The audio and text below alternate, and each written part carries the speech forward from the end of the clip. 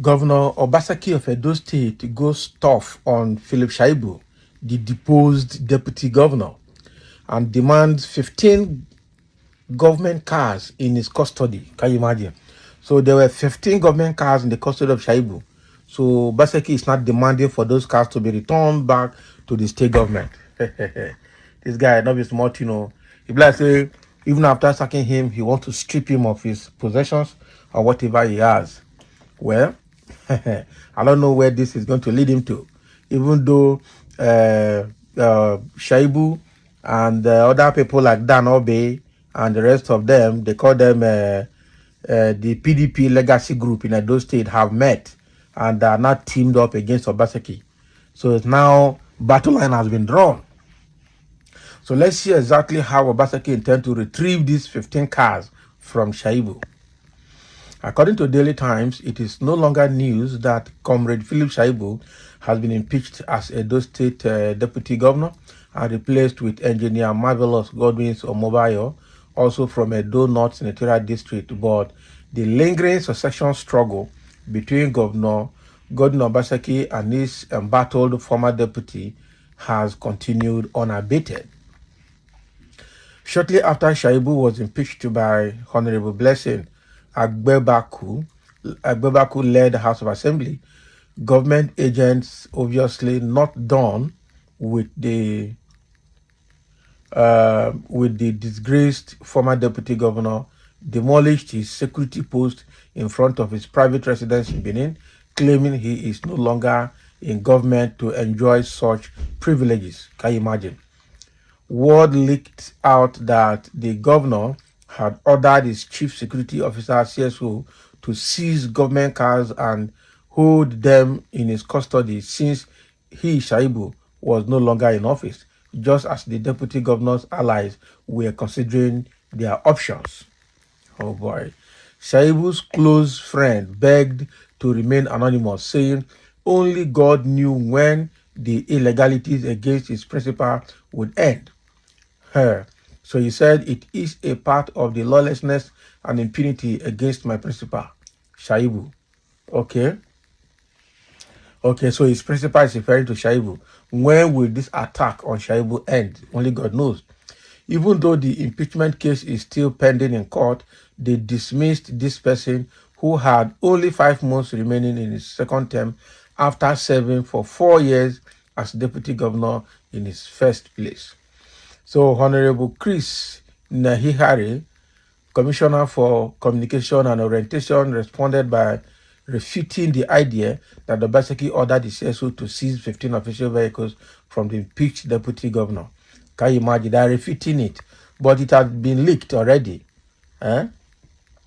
Following the impeachment of the former deputy governor, the permanent secretary overseeing government assets sent him a letter requesting that he return the official cars affixed to his office as is customary practice worldwide. You are undoubtedly aware that commissioners will also get their official automobiles back when their terms are up.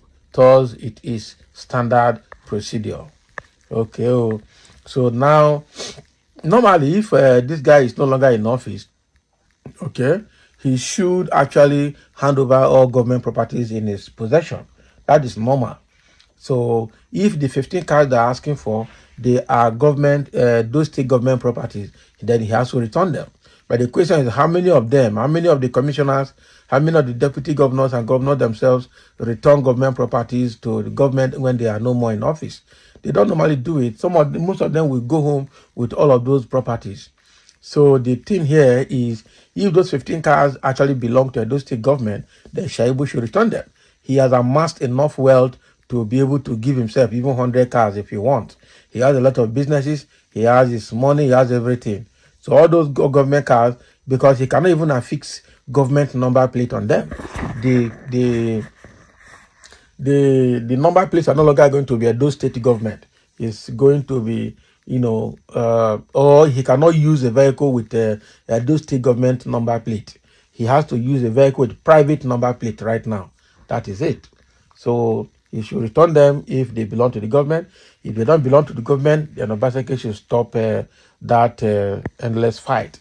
Because this fight between Obaseki and Shaibu now is almost getting to become like fight between Wike and Fubara. So we understand that some PDP legacy group in Edo State have met in Edo North or Edo Central and are ready to work against Aso Iwedalo, the PDP governorship candidate that Obaseki anointed. And we're also hearing that Dan Obe is a right-hand man to Wike in Abuja. And so they're going to deal with Obaseki because Obaseki and Wike are also not in good terms. So I see how PDP is fighting a grand battle at that level. But let's get into some comments here. Some people are already making their comments. Somebody said, please let me not forget, PDP will not come back. Obaseki has destroyed the way. So PDP, bye-bye to Edo State. Even Obaseki already know. He just wants to make sure he scatter everywhere before going. Can you imagine? It's a true talk. So they know that PDP is gone in Edo State and it's not going to come back again. So he finished his 8 years and destroyed PDP. That's very bad. Obaseki should pray for PDP or Labour to win because if two fails, if the two fails, it will be hell for him, or else if he escapes to foreign land, but after election, EFCC will have their eyes fixed on him. So he should pray for either Labour or PDP to win because Labour is his cousin, so it's not going to chase him. Nothing good still happen, Joe. All of them are all the same, not be lie. That is why he is fighting for his life. He is the chairman PDP campaign advisory committee. This election is personal to Obaseki. Now, wow, it's personal to Obaseki to save his face, but it's already too late. We know he is also spending money on Labour Party. In case they win, they will grant him soft landing. We also understand some Labour Party House Assembly members are Obaseki guys. Not be lie. So please, I want to ask you if your Labour Party is in this Edo election, as I already know that the election is between the PDP and the APC. So the member of the Labour Party should continue playing their spoiler role against the PDP. But this time around, they are not going to succeed. Okay, that's what you think. Okay, if things should be done in the right way, the cats should be returned.